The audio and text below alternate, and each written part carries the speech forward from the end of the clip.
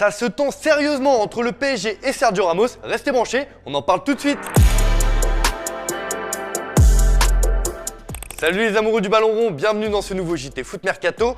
Arrivé comme une star cet été, Sergio Ramos n'a toujours pas disputé la moindre minute sous le maillot du PSG.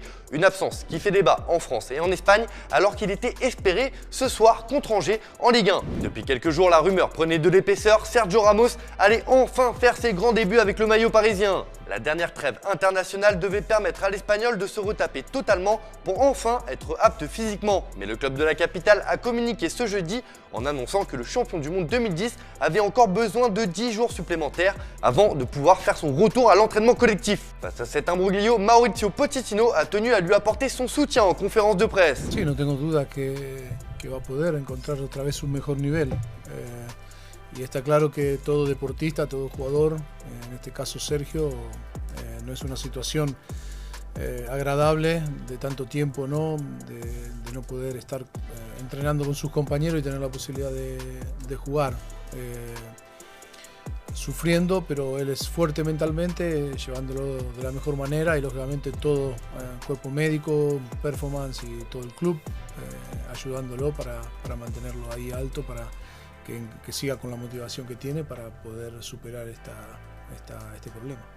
Si le coach parisien se veut optimiste pour les prochaines semaines, en Espagne on est beaucoup moins optimiste et il y a des raisons à cela. Le PSG ne veut prendre aucun risque avec son multiple vainqueur de la Ligue des Champions car un risque élevé de rechute existe. La presse espagnole nous apprend que si Ramos ne parvient pas encore à se sortir de cette spirale négative, c'est parce qu'il paie à 35 ans de mauvaises décisions prises lors de sa dernière saison avec la Casablanca. Son retour forcé en janvier dernier et la volonté de Zinedine Zidane de compter sur lui lors des matchs décisifs de Ligue des Champions contre l'Atalanta et Chelsea ont bâclé sa période de convalescence. En gros, Ramos est fragile et s'il force à nouveau son retour, il pourrait encore être sur le flanc pour 3 mois. Pas sûr que le PSG veuille prendre ce risque. C'est d'ailleurs la question du jour les amis, pensez-vous que Sergio Ramos va revenir à son meilleur niveau au PSG? Comme d'habitude, on attend vos réponses dans les commentaires et on en sélectionnera quelques-uns lundi. Hier, on vous demandait sur quel numéro 9 devait foncer le PSG pour les années à venir.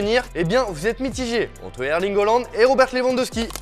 Dans l'actu du jour, Raheem Sterling ouvre la porte à un départ de Manchester City. Plus vraiment un titulaire indiscutable aux yeux de Pep Guardiola, l'anglais pourrait aller voir ailleurs. C'est ce qu'il a laissé entendre dans un entretien au Financial Times. En tant que joueur anglais, tout ce que je connais, c'est la Première Ligue et j'ai toujours pensé qu'un jour j'aimerais jouer à l'étranger et relever ce défi. Je devrais en fait apprendre quelques langues différentes. J'aime bien l'accent français et espagnol. S'il y avait une opportunité d'aller ailleurs, je serais ouvert à cela à ce stade de ma carrière. Le football est la chose la plus importante pour moi.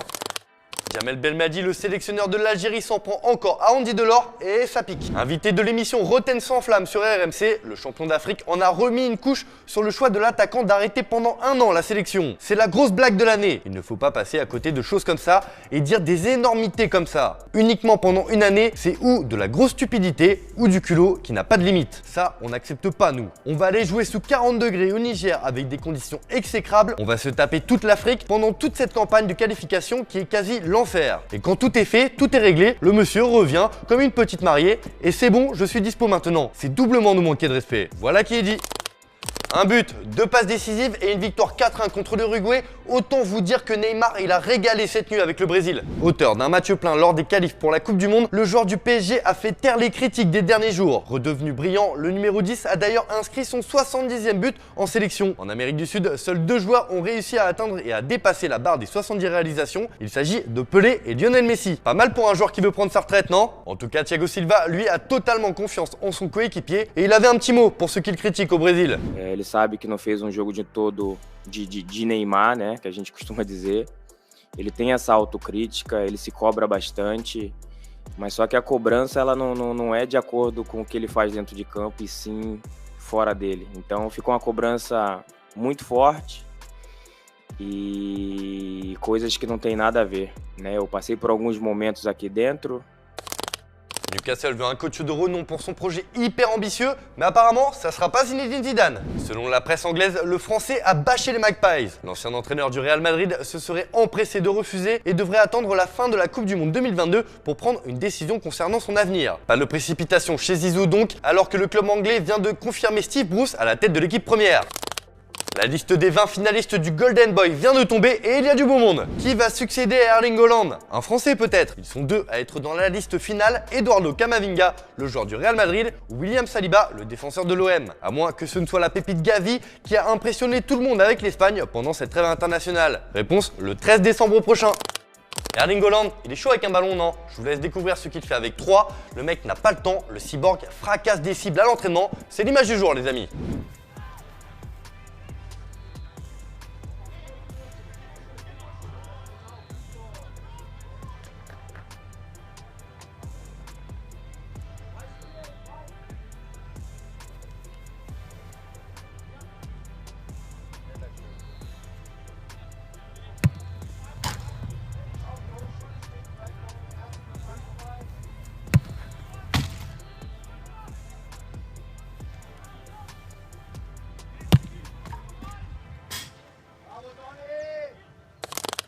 Voilà, c'est tout pour cette semaine. Merci de nous avoir suivis, merci de votre fidélité. Comme d'hab, si ça vous a plu, on n'hésite pas à s'abonner et on se retrouve dès lundi pour un nouveau JT Foot Mercato. Bon week-end à tous.